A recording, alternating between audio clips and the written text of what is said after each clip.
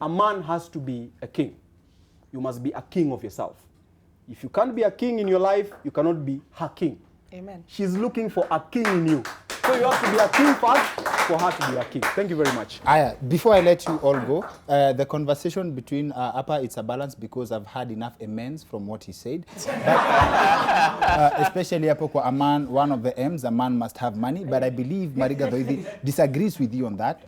There's a final point, maybe. I will. Yeah, because you have an article around that. Yes, I do. That article is inherently classist. Let me give you why.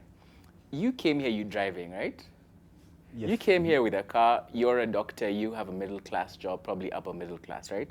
You're saying that anybody who's not within your range of circles, which is 80% of Kenyans are poor, correct? Are you telling me that 80% of Kenyans, because of, and poverty isn't brokenness, right? You can be broke today and have money tomorrow. Majority of Kenyans live in a state where they will be below the poverty line continuously.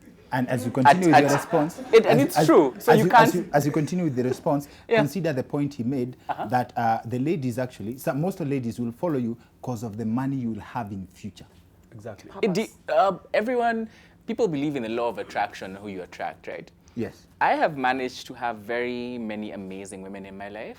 Amen. Who I feel like, and but a lot of the things it's around respect and people understanding you and very many factors around that. But it's included me rethinking a lot of these things, me rethinking that I need to conquer a woman in order to earn her respect. If I get into a relationship needing someone to worship me for me to feel something about myself, then your esteem has a problem. As your masculinity. My masculinity is solid whether or not I have a girlfriend, depending on whether or not my girlfriend reacts in situations like these. You don't need to have money to be a man. There are very many men without money. A lot of these definitions are the reason why, I remember there's an article done about a few months back, right?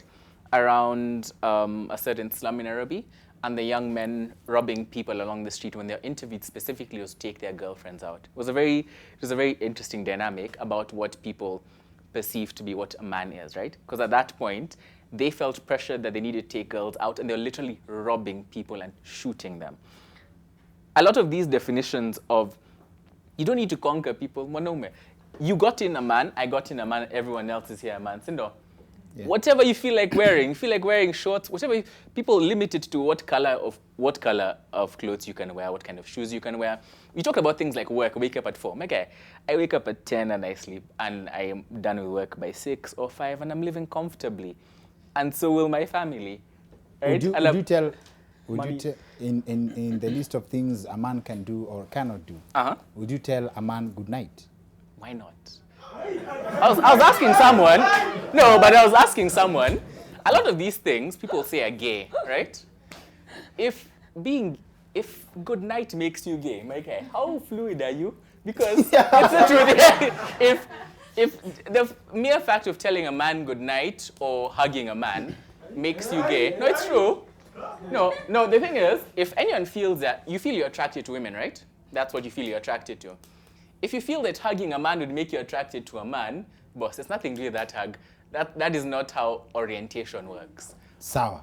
A lot of these things are just people have made up standards for being a man, and I see that a lot reflected here. And a lot of men, if you can't meet that standard, people are stressed out and not being man enough, and we can't even define what being man enough is because the definitions move every day, right?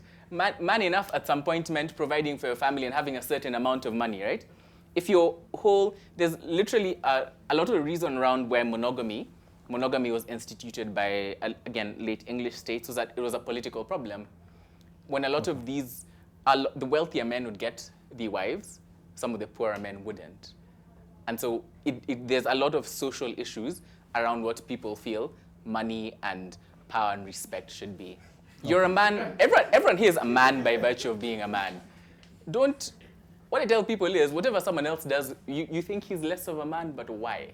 Aya, sawa. The good night, you guys don't have a problem with that. Good night from a man? No. Not allowed. No. Okay, just a minute. The motive behind good night is what is important. Oh. Yeah? It's what is it. If someone tells you, okay, my guy, you sleep well. There's nothing wrong with that. But hi, have a good night. Good night.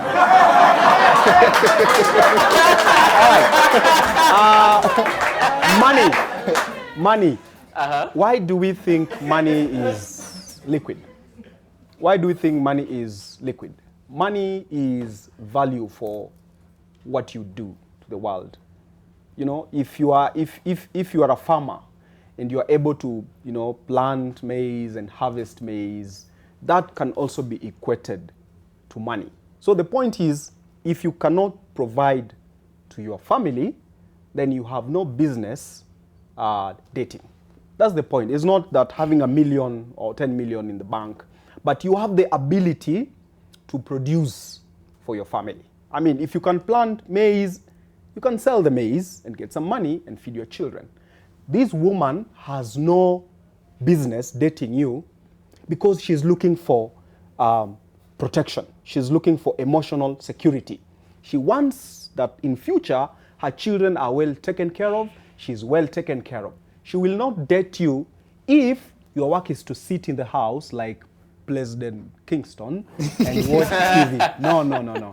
So money here does not mean money. It means your ability to produce. No, I actually agree with you on that specifically. Just for last one. My thought about it is, I'm not telling, money is a good thing, right? Yes, it is. I wouldn't wipe it around anything. We all like money. Money makes the world go round in many ways. Now, everyone wants money. You need money to provide for your children. You need money to provide for your family. You need money around everything. A lot of my problem, and what happens especially around male circles, we value ourselves and place our value based on the amount of money we have. And it's progressive. And it's not only people at 10,000 bob, 100,000 bob, a million. People continuously base themselves on that value, and we have a system that rewards it. That is a system that I challenge, because that system also affects relationship dynamics, where things like violence in relationships happen because your wife is suddenly earning a bit more than you are, and suddenly you feel a bit less of a man. There's a lot of these things we need to challenge in ourselves. My final concern. Yes. Final concern. Yes. Why is it that it is okay for a man to date a man, but it is wrong for a man to date a second woman? Why is it? No, it's not wrong in Kenya. It's not wrong. No. It's not wrong. Right now, wait. If Dating you, a second woman, that is. If you marry a second woman or a third woman, you will be judged as a man. But if you are dating another man, they will say, no, that's their choice. Love is love. It's love. What is wrong with me dating a second or a third or a fourth woman? And the woman or the women, they are okay with that. What is the problem? Let me answer you as a woman. There's no problem, because at the end of the day, people have been doing it hiding.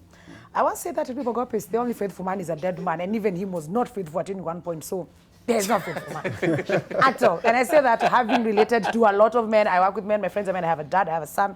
I mean it.